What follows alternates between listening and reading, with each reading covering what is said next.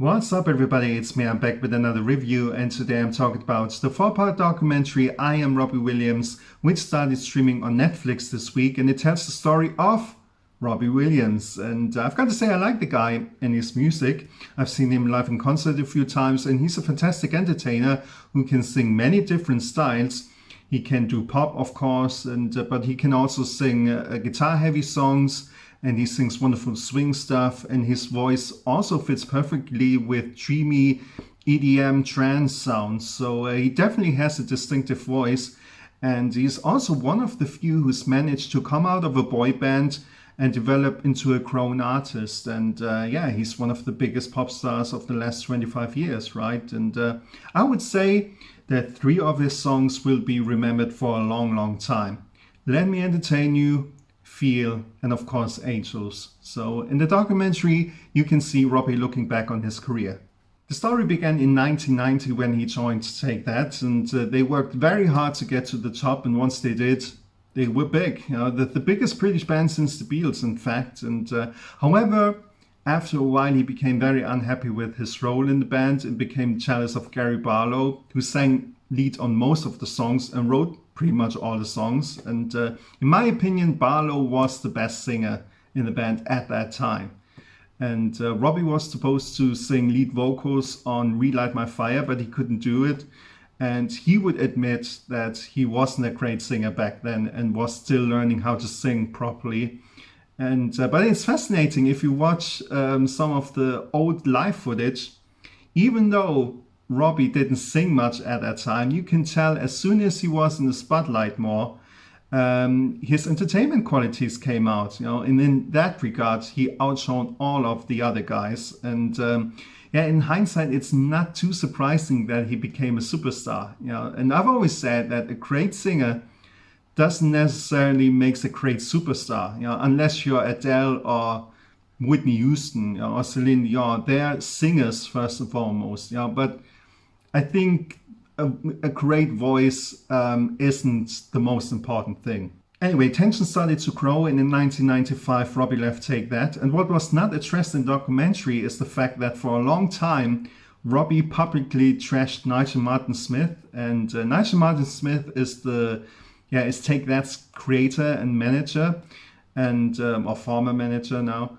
And it seems that he still hates him to this day. So something must have happened between the two, which apparently only the two of them know, because the other Take That members speak positively about him. And yeah, Nigel Martin Smith is basically Robbie's discoverer. It's remarkable how confident, to say the least, Robbie was. You know, he really wants to crush everything and everyone who had anything to do with Take That, except Mark Owen. They've always been good buddies. And he probably thought of himself as already the biggest thing in the UK, when in reality he hadn't released a piece of music yet and wasn't even the creative head of Take That before.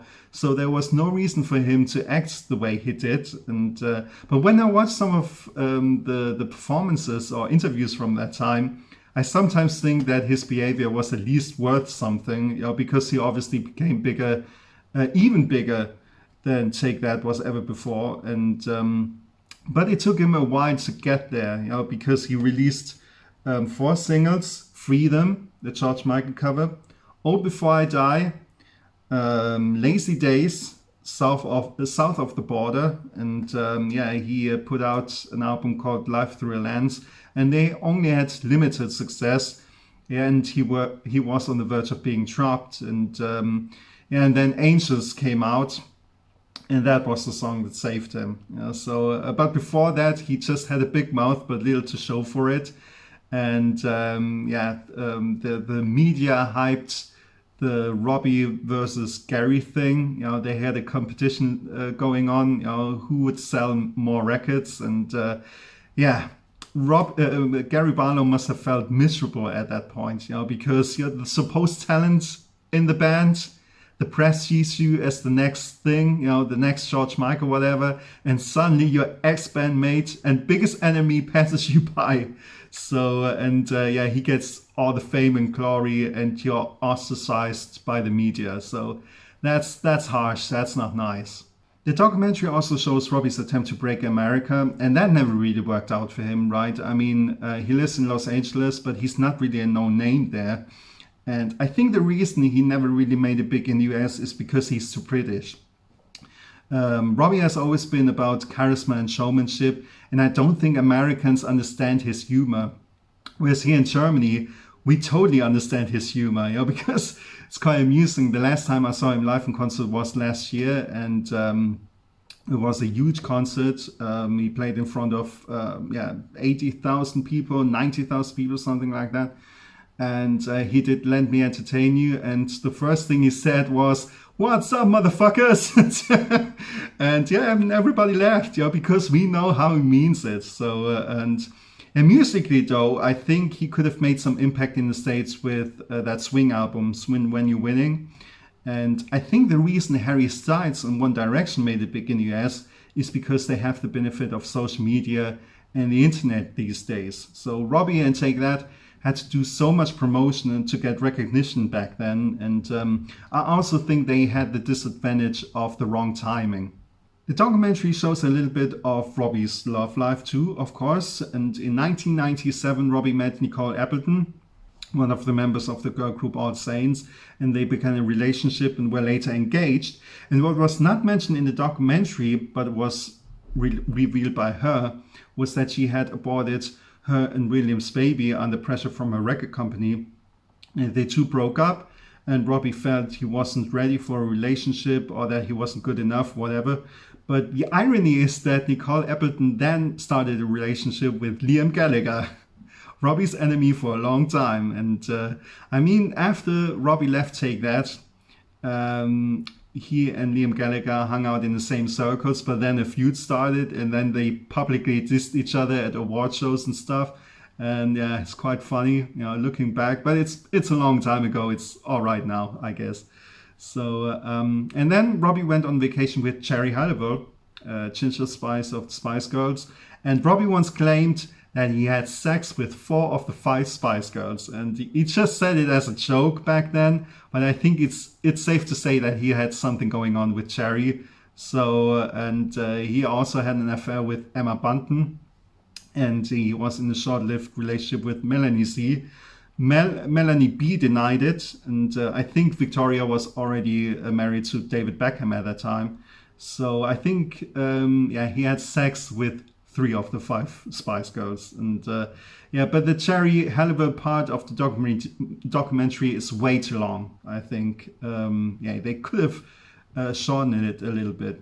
Robbie got bigger and bigger, and in 2003 he played 3 nights at Knebworth, and the 3 shows attracted a total of 375,000 fans, becoming the biggest music event in British history at that time. And he then went on the Close Encounters tour in 2006, for which 1.6 million tickets were sold in one day. And the documentary shows the pressure of being on tour and standing in front of 80,000 people.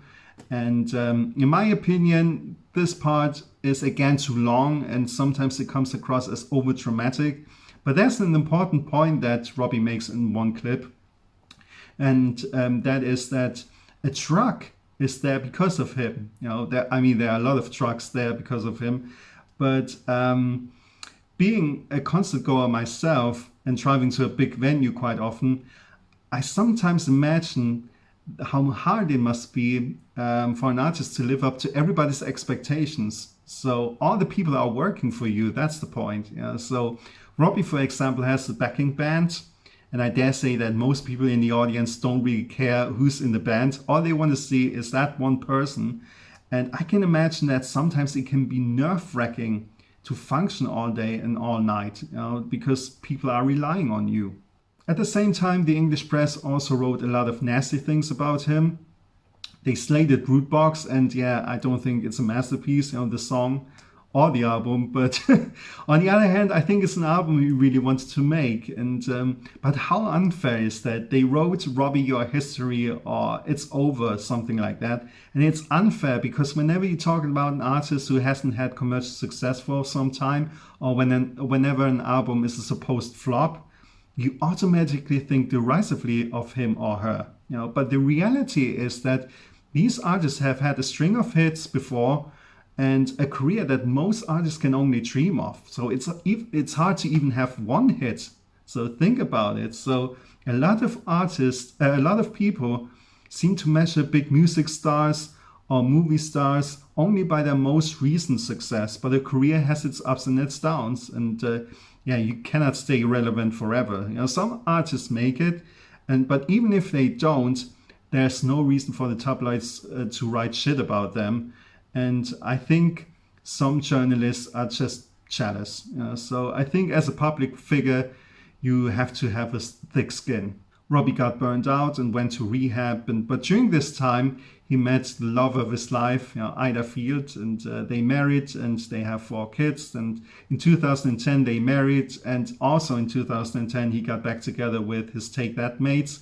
And he recorded an album with them, Progress, and the subsequent tour was the biggest tour in Britain.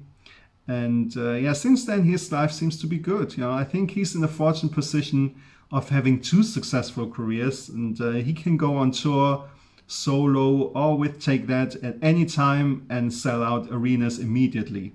So my conclusion about the documentary is it shows a comprehensive overview of over 30 years of Robbie Williams' life. And in my opinion, however, the documentary could have been shortened to 2 hours. I think it's almost 3.5 hours long. So it's way too long for me.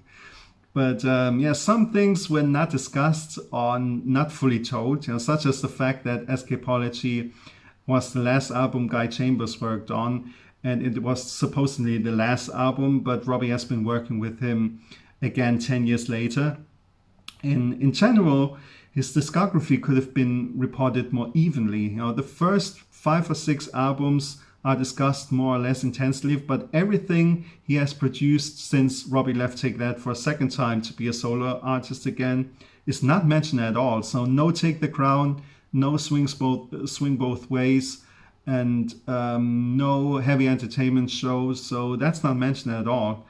And I also think it would have been more interesting to interview people from Robbie's circle, and apart from Ida, they could have interviewed Gary Barlow, for instance, or Mark Owen.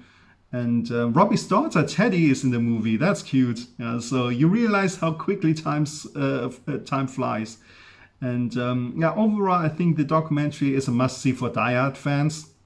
For casual fans, it might be interesting, but for casual Robbie Williams listeners, I don't think they will watch the whole thing. So, but that being said, it's a good documentary. This was my review of I Am Robbie Williams. I hope you enjoyed it, and if you did, give me a thumbs up, leave a comment, or subscribe to my channel. I would appreciate it. And thanks for watching.